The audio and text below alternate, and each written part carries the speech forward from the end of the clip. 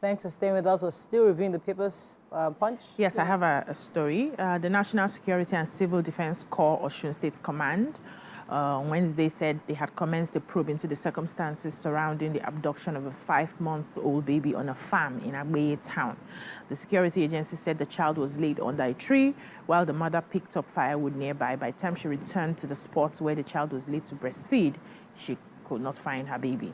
The command said, expressed concerns over the rising case of missing children in the state and said between August 2nd and 27th, 3 different cases of missing persons who happened to be underage were, reported at the command.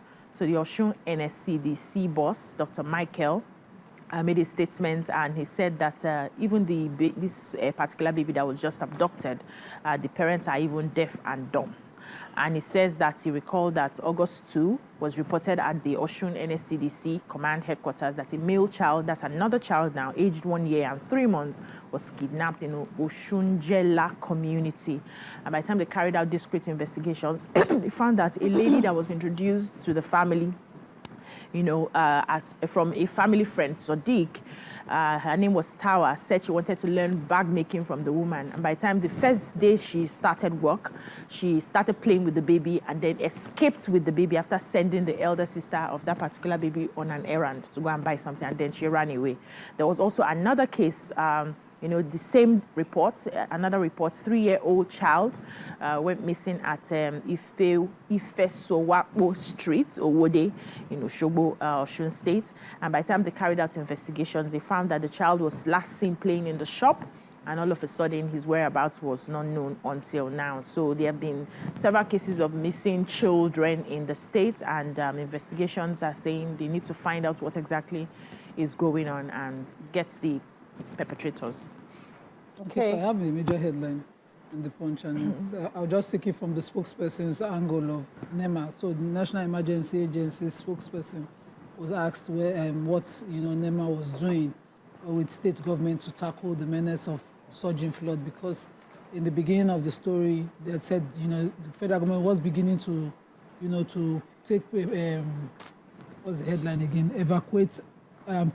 Prepare camps for people affected in 28 states by a flood. And so the DG of NEMA went on and on to give account of what NEMA was doing, saying that 175 lives were lost, 28 states affected by the flood, 2,000 plus people affected by the flood, and all that they had been doing.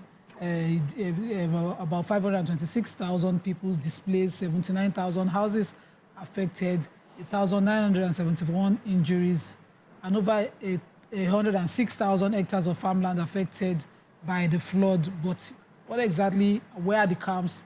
The story did not capture that. So when the spokesperson was asked the question, he said that they were working with state government. So they're expecting the state government to prepare the places for the displaced people to stay, prepare the camps, and they had to assist them with evacuation. So the story is not really as the headline captures. So there are no camps yet until the state governments are willing to let us know where camps are. But the Chief of Staff to the President visited them and mandated that the NEMA's duty is beyond just managing flood. It's also about prevention. So they should work and ensure that flood-prone areas are properly managed so that to reduce some of these things that this disaster. Daily Sun. Presidency warns non-state actors, says they will face consequences of their actions. Strike. FG ASU meeting deadlocked, reconvenes September 6th. Security invitation, NLC president to storm police headquarters with national officers. Over 31 million Nigerians facing acute food crisis, says government. Eko Disco could disconnect UNILAG over electricity bill. Article hits FG over under 18 education policy. And you can only contest in 2031, not 2027, says Bode Judge to Article. Okay, which story? I have 31 million Nigerians facing acute food crisis. Really worrying study here. So the federal government has revealed that over 31.8 million Nigerians are currently facing severe food shortages. This is a situation that's exacerbated, as they said, by the ongoing security issues and the recent removal of fuel subsidies. They said that this study is this this information is based on a study that they had, and the study is a collaborative effort by the United Nations Food and Agriculture Organization, FAO, Global Alliance for Improved Nutrition Gain, and the German Development Agency, GIZ, utilized data for CADA Harmonies, a regional framework for food security, to assess this crisis. I called them all out so that we know that this is a, serious study, by credible organizations. And they're saying that the surge in food commodity prices is driven by the removal of fuel subsidy and security challenges.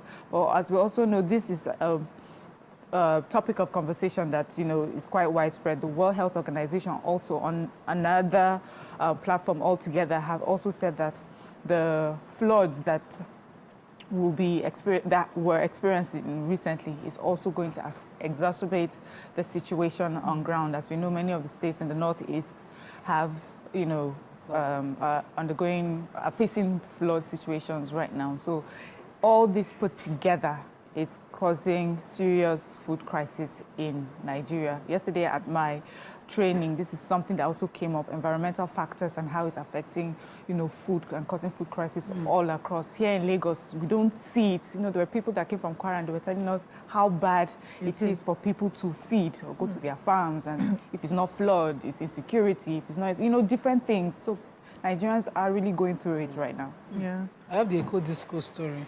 So despite payment of 180 million for the month of July, which was paid on August 27th, 2024, this is according to the spokesperson of the University of Lagos, the head of communications unit for the University of Lagos, Eko still went ahead and disconnected the university on Tuesday this week, and total blackout happened at the university. So the university says that they had met with the management of the Eko and let them understand that this upgrade from band B to band A and the increase, of course, of their monthly budget for power, which went from about 150 to 180 million straight to 300 million above.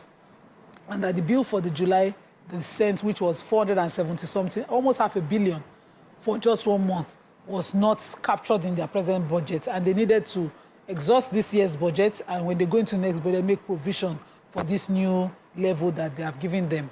But the management had, talked with them and, made it seem like they were doing something about it, only for them to come and disconnect the institution completely. So since Tuesday now, they've been in total blackout at the university, despite the payment of 180 million. This is where I will call on the president to wade in. We cannot afford to have our higher institutions being cut off power. Waiting they take the research for the university safe now. Waiting the one they use now. Benin the other day they carry protest. Now UNILAG is being cut off. Before we hear is all the we will just see us to join this one as one of their grounds for going on strike. So we must meet at some point and find a way. Send them back to Bambi, leave them. Let them be having NEPA off light sometimes, on and off. Just send them back. Don't upgrade them again. But let's light there. Or look for the upgrading is not working anyway. Renewable sources, universities as well, yeah. Solar.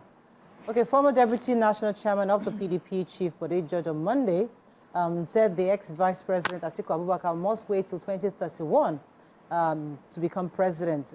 Again, George, in a statement on Wednesday, said power would not return to the north, where Atiku is from, until 2031. He said Atiku obviously would never take that line low. So Atiku Abubakar's media advisor, Paul Ibe, knocked George, describing his comment as insensitive and premature.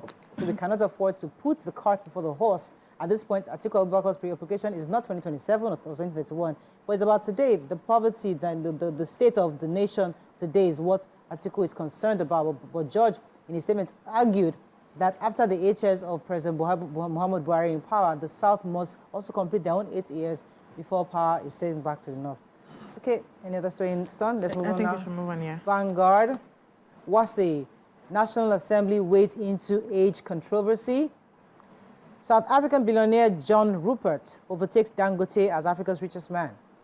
Nigeria, Interpol arrests 300 members of Black Axe criminal group. The futility of Tinubu's Statist and Corporatist Economic Council. Insecurity, bandits, kidnappers, others should be exterminated, says Tinubu. NCC gives September 14 final deadline for NIN, SIM, and SIM linkage compliance. Okay, which story? Yes, so President Bola Ahmed Tinubu yesterday vowed to deal with non-state actors, including bandits, kidnappers, armed robbers, for inflicting pains on Nigerians, saying that they will face the consequences for their actions.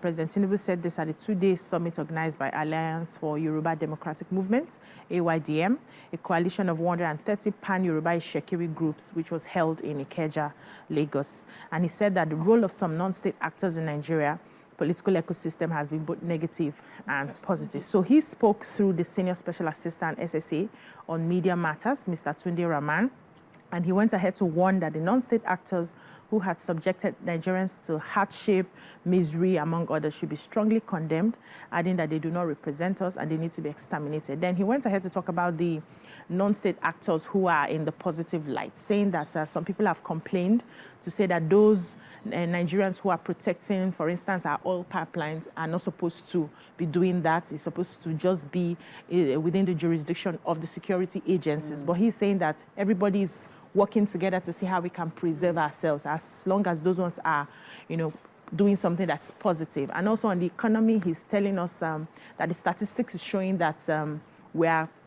inflation is gradually coming down, and we are waiting, hopefully, to see how it reflects on the lives of everyday Nigerians. Extermination is a broad Let me word. just I really like to know what extermination means. Yeah. They will This buy story them. is September 14 is the deadline for SIM registration. It's not like they will now do it. This is a Yoruba movie, please. Just hold on. Gone. For the deaf, let the one that can hear tell them. Transmit the message. It's not like September 14 will come now. We'll be breaking facilities. We are up a lot. and down. Even September 14 is next month, 2 weeks time. Then go. Those who block all registered, they blocked us too. I have to go back again. No, they don't open am now. So make one they register the SIM small. But some people are still waiting on that day. until that deadline. That's all. They've carried you. That's all we can take. Keresimes. Thank you. Oh, please, take us in. I know that's where. We'll be right back.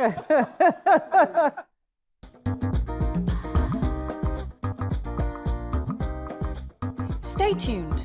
Your View will be right back.